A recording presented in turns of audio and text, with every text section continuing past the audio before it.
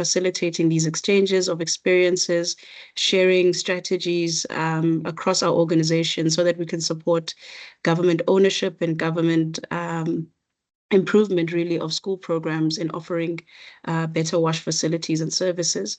The network is actually steered by a core group that we all form part of, namely sitting within the core group that steers this network is UNICEF, GIZ, Save the Children, WaterAid, World Health Organization through the JMP, London School of Hygiene and Tropical Medicine, and Emory University, as well as UNESCO. Some of you might know that the network works across a number of activities and focus areas, work streams such as advocacy, policy, and system strengthening, also monitoring and reporting, research, and evidence building, really like today's session. It also extends to areas such as gender, such as MHH. We also look at WINS programming and themes that are emerging from different contexts of implementation, as well as the broader work around knowledge management, capacity development, and learning and exchange as we are today. So before I hand over to Belinda, as we always say, let's chat, let's engage, and let's change the world. Belinda, over to you. Yeah, thank you very much, Knox. Welcome, everybody. And just to let you know, we are recording this session. And as Knox mentioned, it will be on our website. So if you want to see other aspects or segments, we will have the video available in a couple of days. So again, welcome everybody from the corners of the world that you are. We're very glad that you joined us today. So we just done the welcome. I will be moderating the session today. My name is Belinda Abraham. I work with an NGO called Viva Con Agua, as well as supporting the WINS Network Secretariat. So our full agenda today begins with what I think most of us are very interested to hear, is the toilet loss and the putting children first, tackling toilet loss. So to put us a little bit in context, Hannah Johnston, who works with Unilever, will kind of set the context for us, a little bit of a background.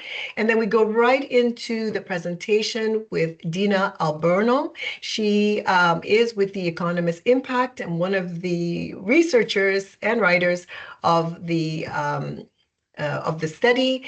And she will do a presentation, about 20 minutes or so. Then we will have an opportunity for questions and answer. At any time you have a questions or answer, you can put it in the chat box, but we will give a bit of an open session of plenary time to have questions and answers. Then we will follow up with a discussion of what can be done. Looking at all those numbers and stats and figures, what can be done, and starting with where we are at and with what we have. We'll have a short video from the Philippines and perhaps maybe some other inputs from other countries initiatives supported by GIZ. And then closing remarks, hopefully Tom Slaymaker with the Joint Monitoring Program will join us, and a short little session for feedback. So full hour, thank you for joining us, and we are ready to go. So as I kind of already mentioned, Hannah Johnston, she is a global brand purpose manager with Unilever, and she's going to give us a bit of a context. Hi, Hannah, how are you? Hello, hi, Belinda. Thanks for having me. Yeah, welcome. So the virtual floor is yours. I'm going to stop the share, and I think we're going to have you, just stop the share, and then you will be. Yeah, so great. Welcome. So yeah, just thanks so much for inviting me to introduce the toilet loss work. It really is a project that I've been super proud to work on and super passionate about. It's been in the works for the last 3 years or so, and I've worked on it from the very beginning. I am the project lead for the work from the Unilever side. I also lead the full purpose work stream for Domestos. Sanitation for Domestos is really at the heart of everything we do. Domestos is the world's leading toilet cleaning brand. We've been working with partners like GIZ and UNICEF for over a decade now. We've helped over 59 million people so far get a clean and safe toilet, many of those in schools. And you all know as kind of experts that the work in schools is so important because children, and particularly girls in schools, are disproportionately affected by poor sanitation. We know, and we knew when we set out on this journey of toilet loss and partnering with The Economist, was that there was so much more we can do. You all know the stats, you know them far better than me. 427 million children still going to school without a toilet they can use. And as you know, the fact that there's no toilet there is impacting children's ability to learn. It's a human right. This shouldn't be happening. And over the decades and through much education, through people like Bella and Tom, who are going to speak today, that of course more toilets are needed. We need we need millions and millions of more toilets. But building toilets is just one part of the solution. There is more that we can do to make sure that the toilets that are built are kept clean and safe and are kept maintained. And it's kind of a sort of hidden secret, as far as I understood it, that toilets were being built and then neglected and not being used. And what we did as a public-private team is start to coin this phrase toilet loss, which we've defined as where toilets have been built but have fallen out of use due to a lack of operation and maintenance. And the importance of framing it as loss was really, really key here. You all know that operation and maintenance of clean toilets is important, so do policymakers, but how can we get them to get attention for it and get them to care about it? And loss is really about getting attention. It gets people talking. We all know when we lose something, it really, really hurts. And that's what we wanted people to feel about losing toilets. So 2 years ago, almost to the day actually, we partnered with Economist Impact to really dig deep into how much this loss was costing and what it really meant and the true scale of the problem. And I'm going to hand over to Dina now, who's been leading that research from the Economist side and who's going to share the findings. Thank you, Hannah. I'll just share my screen with some slides.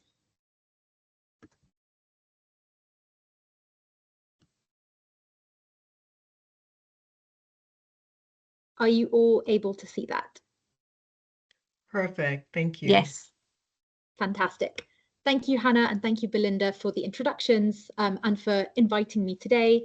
I am Dina Alborno, a research manager with the Policy and Insights team at Economist Impact, and we're the research arm of the Economist Group, producing research on a range of policy issues. And as Hannah mentioned, over the past 2 years, my team at Economist Impact, we've been working on a research program supported by Unilever, looking at the state of sanitation in schools, but specifically quantifying the scale of loss caused by inadequate investment in maintaining toilets at school. And that's the phenomenon that Hannah referred to that we call toilet loss. And today I'll just be sharing some of our findings with you. We do have a report that's publicly available on our website, but I'll just run you through some of the main key findings, primarily focusing on the magnitude of the problem, so looking at the scale of toilet loss, the effects of toilet loss, so looking at the implications of failing to provide children with access to sanitation in school, but positively we'll end by looking at some of the solutions to tackle toilet loss as well. Why is my slide? Great. Yes. So before we get into all of that, I want to zoom out a bit to the big picture and the big challenge that we face. With just over 5 years to meet our SDG goals, we all know that we have a long way to go. And the world is falling far behind in achieving SDG 4 for quality education for all and SDG 6.2 for universal access to adequate sanitation. But one thing that unites these goals is that meeting them will require reaching full coverage of sanitation services in schools. It's obvious why that's the case for SDG 6.2, but there is a less well-known link between toilets and learning, between sanitation and SDG 4. And what we say is that a toilet is the most basic requirement for a child in school. We argue that it's equally critical to a child's success as a good teacher or a textbook. And without access to a clean and safe toilet, a child is unable to concentrate, they're unable to learn effectively, And unclean toilets can also lead to health issues like diarrheal infections, which further impact a child's learning as they're forced to stay home from school. And then the other thing that Hannah also alluded to in her introduction is that the lack of clean toilets at school can also exacerbate the gender gap in education. Girls are particularly impacted by the state of sanitation facilities in schools, especially when they reach menstruation age. So this lack of access to usable toilets can impact dropout rates, especially for girls. In all, though, for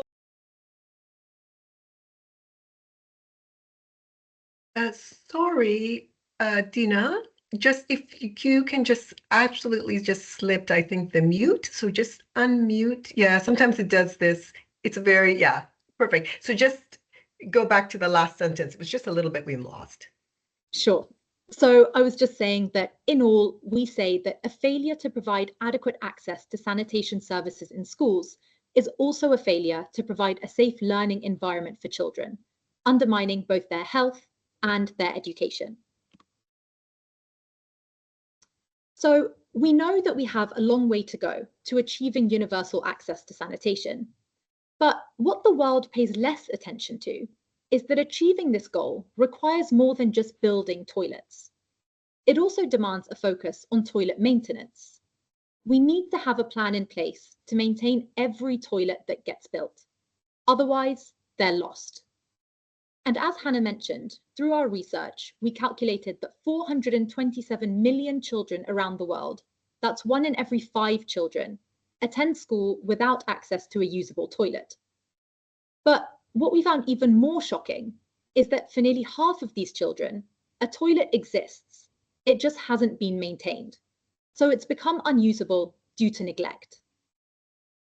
And that's where our concept of toilet loss comes in. It's the idea that a toilet that becomes unusable due to neglect, either because it hasn't been maintained or because there's a lack of essential resources like water or soap, creates loss. And that loss includes financial losses, in that we've invested money in building a toilet which cannot be used, so the investments in building those facilities are wasted. But perhaps even more importantly, it includes social and economic losses, because the impacts of toilet loss to a child's health and learning outcomes have wide consequences, both to the child's future prospects and to the society in which they live. So now that we understand what we mean by toilet loss, how did we go about quantifying the scale of it? Well, the joint monitoring program that Belinda referenced earlier on, led by the WHO and UNICEF, has done an incredible job of going into schools and gathering crucial insights into the state of sanitation services worldwide. They collect and publish data on the number of children with access to different levels of sanitation services in schools. And we then took that data and used it in 2 ways. Firstly, we used it as a starting point to assess the why. Why is it so important that we ensure every child has access to a usable toilet at school? And secondly, we used it to assess the how. How can we get to the point where no child fears attending school due to the absence of a usable toilet? And our analysis draws on the JMP's definitions of basic, limited, and no sanitation services that you can see on the slide. We make the assumption that a basic toilet is one that is usable, so it's one that has been constructed, but has also been maintained. A limited service toilet is one that we deem unusable. It's been constructed, but it hasn't been maintained. And no sanitation services point to missing infrastructure. So throughout our research and throughout this presentation, we're referring to basic toilets as the usable toilets. Moving on to how we actually calculated toilet loss. Using the JMP data and the assumptions I've just outlined, we first calculated the number of toilets that exist today and those that have been lost to neglect since 2015. Then we looked back. We looked back to assess the economic and social losses incurred since 2015 as a result of past investment decisions. And then finally, we took a forward-looking view. We looked ahead to consider what the path looks like and how much it will cost to get there. we considered alternative investment pathways, which I'll talk about later on, to demonstrate the benefits of investing both in building and maintaining school toilets to reach full coverage of sanitation services in schools by 2030. We conducted a pilot study last year, so in year 1 of the programme, we calculated toilet loss in 4 countries as a proof of concept. These were Ecuador, India, Nigeria, and the Philippines. This year, in year 2 of the programme, we scaled up the analysis to 118 countries, covering 65% of the world's school children. And as you can see on the map, we've covered countries across all regions around the world, and that allowed us to aggregate our country-level findings into regional-level findings, and then ultimately to global-level findings. So our findings provided estimates of the scale of toilet loss around the world, allowing us to understand the different challenges that countries face, the challenges that regions face, and also the different solutions that will be needed to stop toilet loss around the world. Before we dive into the actual findings, I'd just like to play a short video which summarizes the main takeaways of our research.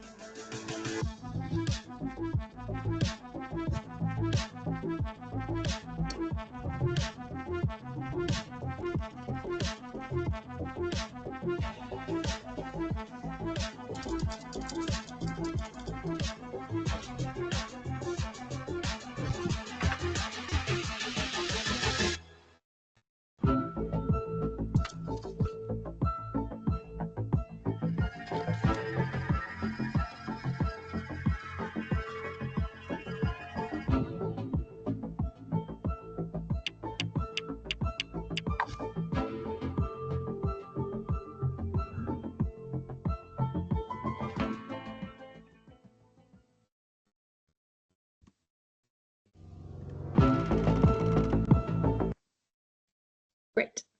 So now that we've heard the overview, I'm going to go into the findings in more detail, starting first with the big picture. Our research shows that toilet loss is a global phenomenon. 205 million children attend schools where toilets exist but are unusable. Toilet loss is more prominent, though, unsurprisingly, in developing regions of the world. Low and lower middle income countries disproportionately bear the burden of toilet loss, housing over 80% of the children suffering from toilet loss, despite representing just 8% of the global economy. And as you can see in the chart, Africa and Asia share the biggest burden, with a combined 175 million children who go to school where toilets exist but cannot be used. But the problem does also exist in more developed regions. Even in Europe, for example, over 500,000 children lack access to a basic toilet at school. So we've talked about the scale of toilet loss, but how did we get there? Let's take a look back to explore what the implications of past investment decisions have been. As I mentioned earlier, failure to maintain school toilets leads to the deterioration and eventual loss of critical infrastructure.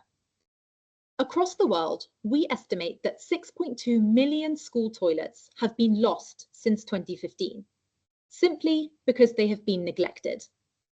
This could mean that they're broken, that they're unclean, or that they don't have a door or lock to make them private. And these 6.2 million toilets that have been lost over the past 8 years represent an astonishing 14% of the school toilets in existence today. To put that loss into perspective, losing 6.2 million toilets today would be the equivalent of removing access to a toilet to every child in Europe and North America combined. And this huge loss of infrastructure also comes with a loss of investment. Schools and governments have spent huge sums of money building toilets, only to lose the upfront investment by failing to look after them. Between 2015 and 2023, the world incurred $18.5 billion of financial losses purely from neglecting school toilets. And this translates to a loss of 10% of all investment in school sanitation globally since 2015. As you can see on the chart, Africa shoulders the greatest financial burden, losing 16% of its investment. So, in other words, for every $5 spent on sanitation in Africa, nearly $1 has been lost. And the global financial loss of $18.5 billion also amounts to nearly 20%, so a fifth of the investment gap needed to achieve SDG 4. So, circling back to that link between education and sanitation, we found that had the same amount of money lost on building toilets that are now unusable, instead been spent on toilet maintenance, we could have tackled two challenges at once, both improving sanitation and enhancing education. But the losses don't stop just at the financial losses. The neglect of basic toilets in schools has also resulted in a socio-economic loss of $34 billion since 2015, which has primarily emerged in three ways. Firstly, healthcare costs from children falling sick as a result of improper sanitation. Secondly, lost income for parents who miss work days to care for their sick children. And finally, lost employment opportunities in the sanitation sector to maintain the required toilets for school children. So we know that the investment decisions we've made in the past have led to losses. But what if we had invested differently? Not more, but differently with the same level of investment. Our findings show that if countries had taken the money that they had used to build toilets, which subsequently weren't maintained, and instead put that money towards maintaining the toilets that they already built, the world would have had 2.6 million more usable toilets in schools today. And that would have brought us 5% closer to the goal of achieving full sanitation coverage in schools. If we look at it by region, some regions like Africa and Latin America and the Caribbean could have closed their sanitation gap by nearly 10% with the same amount of money invested differently. So while we will ultimately need to spend more in building toilets, a reallocation of budgets in the short term from constructing toilets to maintaining the ones that we already have can also help us get closer to our sanitation goals. So the big point here is that investing in toilet maintenance really is a smart investment. To share some good news though, amidst all this talk about losses, progress is being made. Access to basic school toilets is 10% higher today than it was in 2015. And in terms of the impact on children, 162 million more students now have access to usable toilets at school. Impressively, 70% of these children have gained access in the last 2 years alone. And again, if we look at it by region, Asia, and especially Southeast Asia, has been at the forefront of this, driving 60% of global progress. And one country to highlight here that I think we'll also be talking about later on is the Philippines, that have really been leading the charge. The Philippines has gone from just 40% of school children having access in 2015 to 85% today. And that's been driven primarily by collaboration across policymakers, schools, and the private sector to prioritize maintenance and improve data collection to monitor progress. And we'll discuss solutions in more detail later on, but the Philippines is just one success story that demonstrates how change is possible. Despite this progress, though, there is still a long way to go. To reach 100% coverage by 2030, countries need to keep up the momentum we already have and pick up the pace. Globally, 17.6 million more basic school toilets are needed to achieve our 2030 target. And that's a 40% increase in the number of school toilets that exist today. Of these, 6.2 million toilets already exist, but need to be repaired, and 11.4 million toilets need to be built. So earlier we discussed how much we've lost over the last 8 years, which came to over $50 billion. But I want to talk a little bit about the benefits to children of closing the sanitation gap.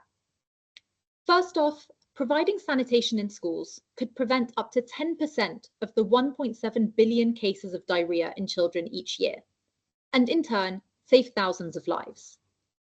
Fewer and less frequent cases of diarrhea, as I mentioned at the beginning, would also result in fewer days missed off school. And it would also help to reduce presenteeism, where children attend school while sick, impacting their ability to concentrate and learn effectively. And these changes would positively impact a child's educational achievement and would also have longer-term effects on a child's future as they enter adulthood and seek employment opportunities. But the benefits of ending toilet loss don't stop there. They also extend to children's families and wider society. By 2030, the world could save $24 billion in healthcare costs from children falling sick less frequently. And since parents would then miss fewer days off work to look after their sick children, families would face less lost income. And economies would benefit from greater employment opportunities in the sanitation sector due to increased economic activity operating and maintaining toilets. All in all, we calculate that by tackling toilet loss, the global economy could be better off by an estimated $54 billion by 2030. Of course, getting there won't be easy, and it certainly won't be cheap. To achieve this, an estimated $33 billion of investment will be needed between now and 2030. We recognize that this is a huge figure, but we did also want to put it into perspective slightly by providing a comparison, which is that companies spent over 5 times this amount on AI in just 1 year alone. And of course, the returns on investment from closing the sanitation gap by investing in both building new toilets and maintaining existing ones would be incredibly high. The benefits of $54 billion would exceed the costs by over $20 billion. And as you can see on this chart, in the bottom bar of this chart, these benefits would translate into average returns of $1.7 for every dollar invested. So that would be the returns from both constructing new toilets and prioritizing maintaining your existing ones. We do recognize, though, that high levels of initial investment to cover both the construction of new toilets and the maintenance of existing ones might not be feasible for all countries right away. For countries with limited resources to invest in both construction and maintenance, a cost-effective strategy would be to maintain existing toilets first. If you have a look at the middle bar in this chart, you'll see that this O&M only strategy would deliver returns of $2.3 for every dollar invested. But it would leave 13% of children without access to basic toilets by 2030. So it wouldn't fully close the access gap, but it can be an intermediary step towards full coverage if countries have limited resources. A strategy focused only on building new toilets without investing in maintenance, so a construction-only approach, is simply not a viable option, not for any country. If you have a look at the top bar in the chart, this approach would continue the cycle of toilet loss. It would leave 543 million children without access to basic school sanitation in 2030. And that's 160 million more children than today. So, to wrap things up, hopefully our findings have helped to demonstrate the need to ensure that every child has both access to a toilet in school, but also access to one that they can actually use. Neglecting toilet maintenance is simply not an option. It's not only wasteful, but is counterproductive as a short-term fix without any lasting impact. But I'm sure you're wondering, how can we achieve our end goal? How can we fully close the gap in practice? And I don't have the time to go into too much detail on this during the presentation, so I'll provide a quick overview, but our report, which, as I mentioned, is available online, does go into a lot more depth on this. Broadly speaking, though, we believe that there are 3 fundamental steps that need to be in place to stop toilet loss. First, accelerated future planning. We need to make sure that going forward, no school toilet is built without a plan and budget to maintain it. Second, we call for better monitoring. We need to collect more systematic data against clear guidelines to measure progress on the availability of clean and usable toilets in schools. And third, we need clear governance, clear roles and responsibilities for all stakeholders, whether that's policymakers, local authorities, the WASH sector, or schools themselves, to ensure accountability. And if you're interested in learning more about these key roles and responsibilities, we do provide a breakdown for each stakeholder group in the report, so I would recommend having a look at that. But to end my presentation, I want to recognise and stress that tackling toilet loss is not an easy task. Otherwise, we'd be there by now. But it's also not impossible. Addressing toilet loss is a shared responsibility. We all have a role to play, from WASH and education policymakers, to schools and education providers, to regulators, to NGOs, to international organisations, to the private sector. And collaboration between us is critical to deliver that system-level change that's needed to drive progress on sanitation in schools. Small actions and investments from all of you here today and teamwork with one another will go a long way to progressing towards our 2030 goal. So I want to end on a positive note, which is that we can tackle toilet loss together. So let's prioritise school sanitation so that 5 years from now, we're not still talking about how far we have to go. Thank you. Thank you very much, Dina. Thank you. Yeah, what a great presentation and a lot of food for thought, I would say. And given also, it's also Thanksgiving, so for the Americans as well, so I'm sure there's a lot of food on the mind. But I think for me, what comes to mind is, given some of the austerity measures that governments are calling for around development cooperation, I think this messaging, this storytelling actually resonates very well. We have to be able to do more with less in the coming years, businesses, governments alike, households as well. So this is an effective strategy. So thank you for sharing the ABCs of that. Now we will go into some questions and open it up for questions and answer. I had kind of suggested that we can do an open mic. So I'm going to ask a little bit of help from Fred. But sometimes it's a little bit difficult for people. Maybe they are not all able to speak. So never mind the test run. You can also put your questions on the Q&A so we can also see them, or your comments. We can also see them on the screen, because sometimes it's hard with we miss them in the chat. So I have people helping me with the chat. But if you would like to ask a question, share a comment, a reflection, response to either to Dina and on the presentation, this is the time. It's open for that.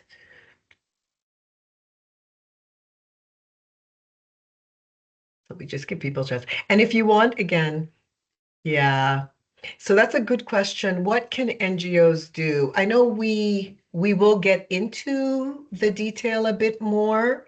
You did kind of give the ABCs of it again, but specifically to NGOs, what do you think their role is? And I believe there was also a hand up as well. So if you are the hand up, keep your hand up and we will find you and release. Yeah, good. Fred will let you speak. So maybe do you want to start? Do you want to start with what can NGOs do? Because many of the people here are from NGO sector. Yes, absolutely. So I think kind of a big challenge with NGOs is, of course, funding. And we don't expect that NGOs are going to be able to put tons of money into building and maintaining new toilets at school. But I think a really key role that NGOs can play is helping in kind of making the case for investment and making the case for why we need to prioritize maintenance, why we can't just focus on constructing toilets, and also help to kind of develop standards, develop guidelines for what constitutes a safe facility, what constitutes a clean facility, and taking those to policymakers, to governments, and entities that might have the funding to then go do something about it.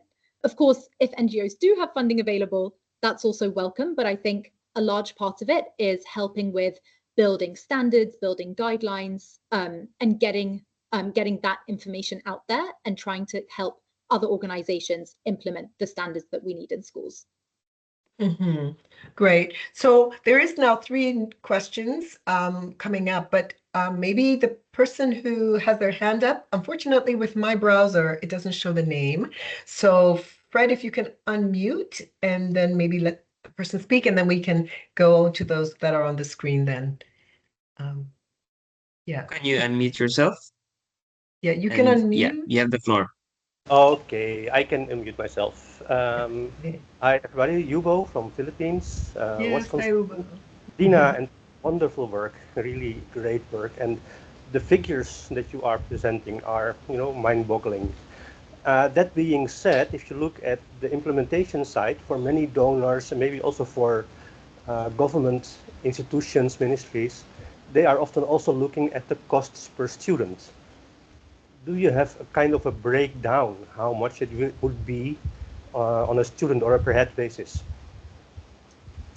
Yes, that is a great question. And it is something that we do provide detail on in the report, which is how much this would cost per child. I can't remember the statistic off the top of my head, but let me have a look at it, and I can ping the link to the report if that's helpful. But we do provide a cost per child, which kind of is a much more manageable figure than the $33 billion investment figure that we're calling for overall. Okay, great, thanks. Great, Dina. So thank you, Ubo, for that question. We have another one here. If you can see the first one up, how did you gather the initial data on the functionality? And they apologize that you might have mentioned it. Do you want to recap that again? Yes. So primarily, we relied on that JMP data that I was referring to at the beginning of the presentation, which is it provides data on the number of children that have access to different levels of sanitation services in schools. So there's that no sanitation services bucket, which is the infrastructure is missing. They then have a limited service bucket, which is what we deem to be an unusable toilet. So one that exists but doesn't work, isn't usable because a door is broken, which makes it unprivate, or it's not clean, or there isn't any soap there. And then their final breakdown of sanitation services is called a basic sanitation service.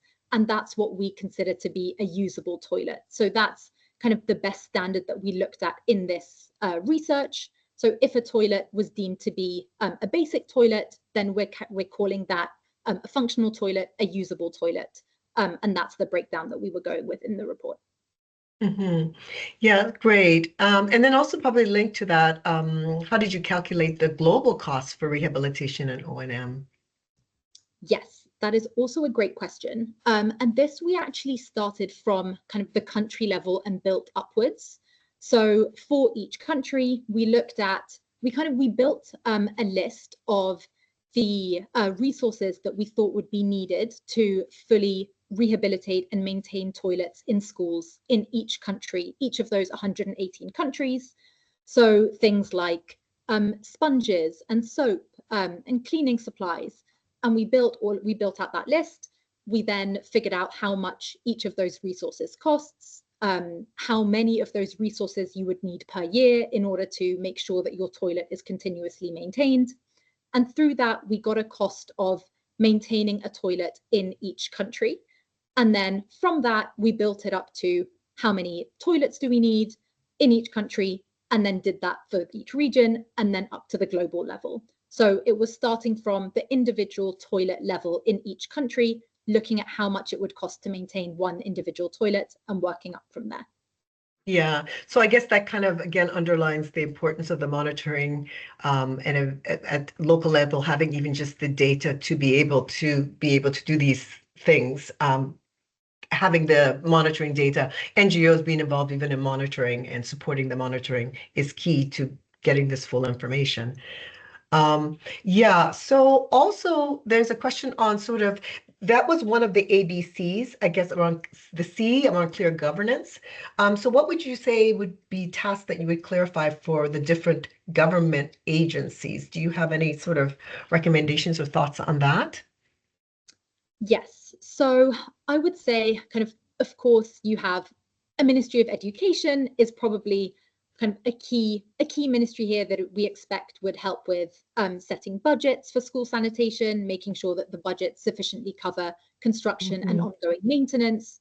But we could have also a Ministry of Health helping with establishing national guidelines for what a safe sanitation facility could look like. You could have other ministries helping with establishing guidelines for how to plan sanitation investments, helping schools identify budget needs.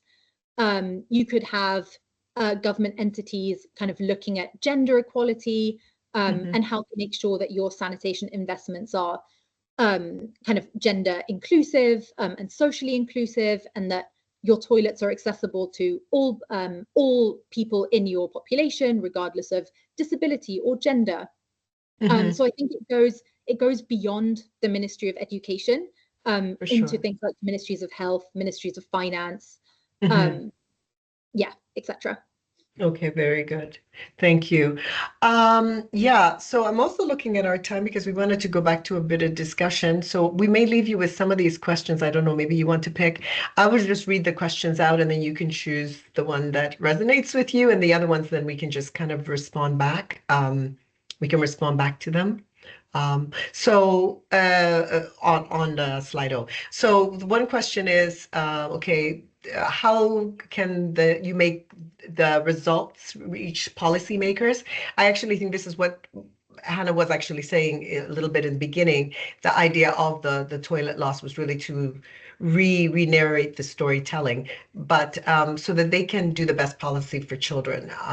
The second, the following up question is, the recent economists analyzed cost benefit in investing in clean energy. In this study, are the costs of business as usual scenario considered? I don't know if they're referring to the clean energy study or no, in this study. Okay, so in this study, the cost of doing business as usual scenario, is that considered? I believe it was, but anyway, maybe you can answer that. Was increasing climate hazards and impacts consideration in this calculation as well? So it's not just the not neglect, but also the fact of climate and other impacts on O&M costs.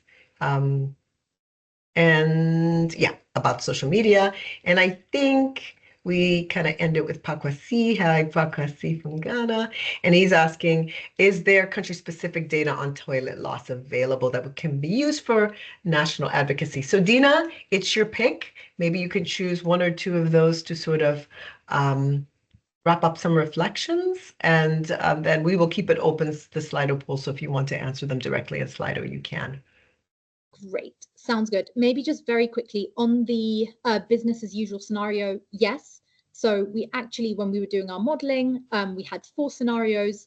One of them was the business as usual scenario, one is construction only, one's O&M only, and one's construction and O&M, which is our kind of best case and what we're saying all countries should be aiming for. So yes, we do have the business as usual considered. The other question about policymakers and how to make sure that it resonates, I think is a really, really fantastic question. And yes, as Hannah mentioned at the beginning, the storytelling is really what we're what we're after. And Hannah alluded to the fact that kind of when we lose something, it really hurts. And I think one of the main messages from this program is that all of this loss, a lot of it is really quite avoidable, in that we had that $18.5 billion financial loss figure. So we had invested in toilets, we didn't maintain them, and we lost $18.5 billion. If we had taken that money and instead invested in maintaining existing toilets, so spending the same amount of money, we would have saved $10 billion of that $18.5 billion.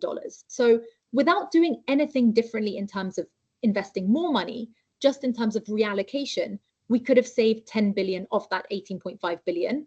And I think that's kind of a real takeaway from this is we need $33 billion to close the gap, but we can make a lot of progress just by investing differently, reallocating our investments, prioritizing maintenance, and just kind of really showing policymakers that change is possible. And we're not asking for huge sums of money immediately. There are things that can be done in the short term in much more simple ways, and they would make a lot of progress towards our 2030 targets. Really sounds good. Hannah, please. Yeah, I would just build on that. I think actually this is, as far as I'm aware, from kind of Bella and Thomas, this is really the first time a topic like sanitation is being mentioned by an organisation like The Economist. So having the weight and power of a media organisation like The Economist behind this data also helps us get attention for it. And I think that's a really key difference between the other studies. There's lots of data out there. There's lots of ways of talking about it, but that's a really big difference here as well. And thanks, Dina, for a great presentation. Yeah. Thank you both, really, for doing the work. It's a lot of work, and communicating it so clearly and so eloquently. And I do think that it can be used even at national level, and we should continue those conversation. Pakwasi, we'll get back to your question, whether it can be done at national level, and the others. There's some really good questions. Just going to quickly share my screen again. We'll have a quick video showing what the Philippines has done, and I think this provides a very kind of a nice concrete example on what can be done. So with that, just give me, I apologize here. I apologize that I'm sharing without the sound again. So we're going to put that sound back on. Okay, now we should go.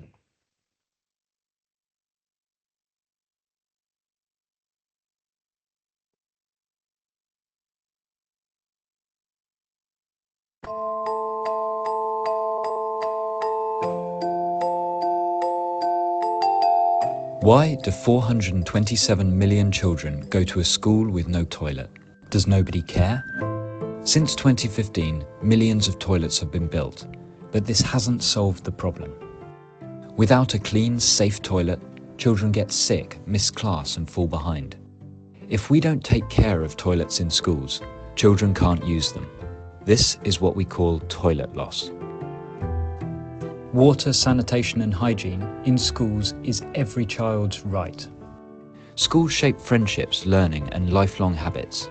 Children spend half their day at school, so need to wash hands and go to the toilet. But keeping toilets clean is tough. Responsibilities between government agencies are unclear. Nobody wants to do it, and nobody feels responsible. The Philippines have found a way to stop toilet loss and boost school attendance. Now 85% of schools have clean, safe, usable, gender-segregated toilets. How did they do it? We at the Department of Education firmly believe in the value of water, sanitation, and hygiene to be ever present in every school, every single day. And hence, we decided to embark on the journey to amplify it as part of our essential programs. And we institutionalized these particular practices and behaviors so that our learners, our teachers, and our communities can be guided on how to best implement WASH in schools. The Fit for School approach involves all levels of education and key change makers across both public and private sectors, including partners like UNICEF and Domestos. There are 3 steps at school level. 1. Daily routines to promote healthy habits. 2. Clear and motivating reminders to guide children and teachers. 3. Regular monitoring. A 3-star accreditation rewards schools for progress, and 96% of public schools now participate. This data helps set priorities and share responsibility, because keeping toilets maintained is a task for all schools, as not only children but institutions need to change behaviours too. Our approach is simple and strengthens government systems, enabling them to scale and sustain, so every child in the world has access to a clean, safe toilet. Stop toilet loss today. Better learning and success tomorrow. Yeah, thank you. And I really actually appreciate Ina's comment that it's not only just schools in the global south, it's also in the global north as well. And so they recently did, I think, German Toilet Organization, some of the folks are here, did studies here, even in Germany, and to see this. So it is a wider problem than just that, but solutions as what has been shared here can be done in the Philippines. So again, I open up discussion, and I think who from the Philippines wants to, if anybody wants to add on the Philippines from that experience, and then perhaps others who are doing some actions, if you want to also share what actions do you think you can take to address toilet loss. So now we're coming sort of back at you at the questions. Bella, do you want to speak on the Philippines experience? Yeah, very, very briefly. I think the video showed a bit of it.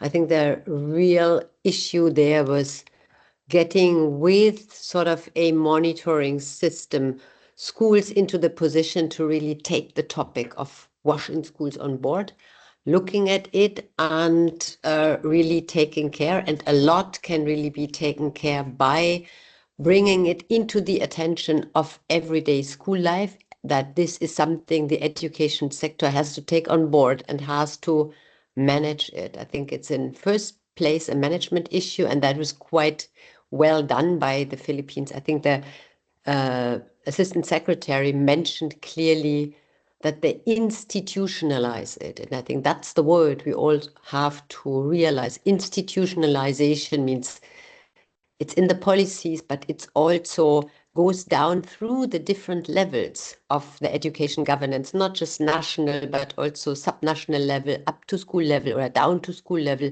to really have clear what needs to be done and not losing this. And of course, everybody's easily waiting that new toilet blocks will be built with white tiles, please, and everything beautiful, but it's the main thing, and that's what nicely pointed out this study is, it's at the core that toilets will not be only built, but maintain them or rehabilitate them. And I think that's what the Philippines has really done. It's not that so many new toilets were built there. They really took up the task to operation maintenance, and that made a big difference. I will stop here. I think already said enough with that little time, but yeah, thanks. Mm-hmm. Thank you. So I don't see so many people with either actions or ideas, but perhaps maybe on the chat, which I cannot see, maybe people are sharing there. Anybody would like to, this is also a time to sort of discuss what actions, or even go back to some of the, if you still have further questions, both Dina and Hannah are still with us, in relation to what sort of actionable measures can be taken from your perspective. Yes, Sanjay. Yeah, I am driving, so I won't put the camera on. No worries. Keep your two hands on the screen. Yeah. on the right. It's late in India. Yes, please. Thank you welcome for joining. So my perspective is there has to be a very strong commitment from all the stakeholders. Mm-hmm. For instance, we work with all the varieties of partners for school sanitation. WINS is one of our favorite and most important programs here in India. Mm-hmm. And we ensure that there is a very strong commitment to sustainability, not only in the building phase, but also in the long run maintenance phase. And which organization are you with, Sanjay? Yeah, Banka Biolu Limited. Okay, okay. Thank you. Thank you for sharing. Very nice. Yeah, so having the commitment of all stakeholders beyond, and I think that was one of the ABCs in sort of the accelerated future planning, that it is actually part of it. Yeah, and I think this is the one where is no more building toilets without any maintenance. Would love to get some, because I just know that Wash United and the German Toilet Organization are joining us, but to share, what did you see as some of the actions that help address operation and maintenance? Alex, I know you're on, so I'm pulling you on if you can't speak, but if anybody from the team can speak too. What were some of the things that you see as actionable measures?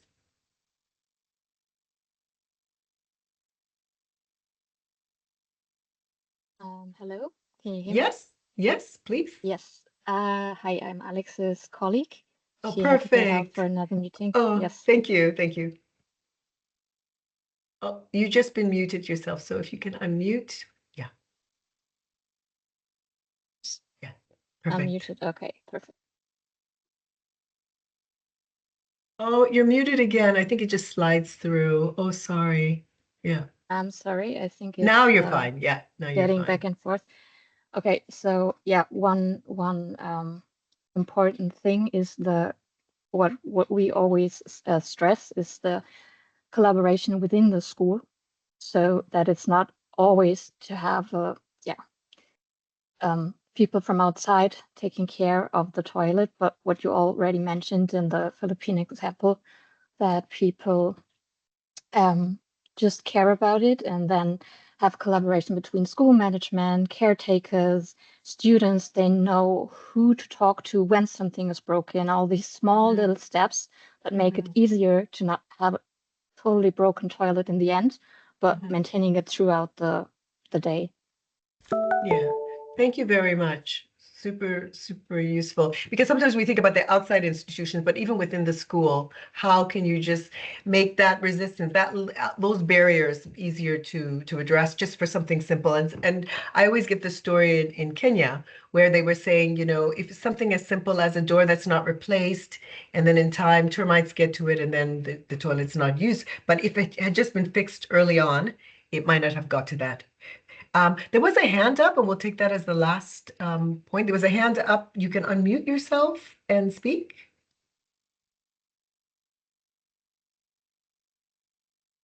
Or is the hand gone? No. Okay. So I'm assuming yeah, please go ahead. I think the other thing that needs to be done, especially in South Africa, is the capacity building in the school management teams to understand the impact in not using the budget allocated for sanitation, but using it for other stuff.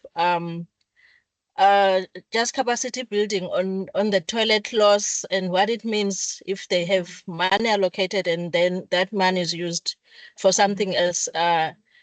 And the benefits of attending to cleaning and also maintaining the toilet and having a regular checkups on how the toilet situation is. Because you find that the teachers don't even know where the state of the toilet, so they have no idea how the toilets are, how hygienic or unhygienic the toilets are. So I think the biggest issue also is the capacity of educators in understanding the situation. Thank you very much for those inputs from South Africa. Good. Yeah, so thank you very much. Actions here, just highlighting that to highlight investment costs if O&M is not taken. Use this information to drive policymakers, assign just clear roles and responsibilities and budgets, maintenance and cleaning, and no more building toilets without a plan for maintenance. And then with that, to sort of close our session off, Tom Slaymaker, he is a senior statistician and monitoring specialist with UNICEF, WHO UNICEF's Joint Monitoring Program for Water Supply and Sanitation. Hi, Tom. You are with us, hopefully still, as to help us sort of close the session. So I'm going to stop my share and hopefully we can find us. Are you with us, Tom? Just going to stop my share. Yes, thank you very much. Perfect. I can see you. Can you hear me? I can see Okay, you. good. Perfect. And we're just going to spotlight you. Thank you. Okay, thank you. And yes, I mean, congratulations, I think, to The Economist and Unilever team for a great report and also a very nice presentation. I think, you know, I work on the JMP, so I'm responsible for global monitoring of WASH in schools. And I think this is a great example of how you can take the data that the JMP produces and use it to then do some detailed analysis and draw attention to this problem of toilet loss. The way it's expressed in dollar terms, so this, you know, very big number, $18 billion, 10% of sanitation investment lost is very compelling. And I think it's also important to understand the overall wider economic costs, not just health, which we all talk a lot about, and we're very familiar with, but also, you know, the costs to family income, and the wider societal costs, which we don't tend to talk so much about, but are also very important. But the key thing that I hold on to when I see this presentation is, you know, the $1.7 return on investment. So we can draw attention to loss and costs, and that's very important, but we should also not lose sight of what the study is telling us, which is that there are huge returns, and actually the potential benefits of getting this right far exceed the costs. That, I think, can help us get attention to this issue that we all work on day to day at the JMP and throughout the Washington Schools Network, from people who do not normally think about this, and maybe finally persuaded to take it more seriously, whether it's in the WASH sector or the education sector or elsewhere. So three things, I think. One is we're continuously compiling data on the status of WASH in schools. And as you saw from the study, we don't have data for all countries of the world. We're still not able to systematically monitor the state of toilets in all countries of the world. And so we have some work to do. We need to invest in strengthening routine monitoring systems, not only so that we can understand the scale of the problem, but also we can track whether it's getting better or getting worse. And that is national monitoring systems. Eventually, the JMP will use those to compile data to go into a global report, but we want the data to be in the hands of national governments so they can act on it. The second, and I think this is a really interesting part of this study, is that there's some data here on what it costs. And so I know we don't have great data, but we have a starting point. And I think we can all think about how we can improve the availability of data at a national level in whichever country we're working on what does it cost for the capital investment, what does it cost for the rehabilitation, what does it cost for the operation and maintenance. And we can feed that into national plans and national budgets. And we can also make it clear that there are choices to be made. So as the study has shown, there are different routes that you can take. And if you only invest in capital investment and you neglect operation and maintenance, then you will pay the price later on.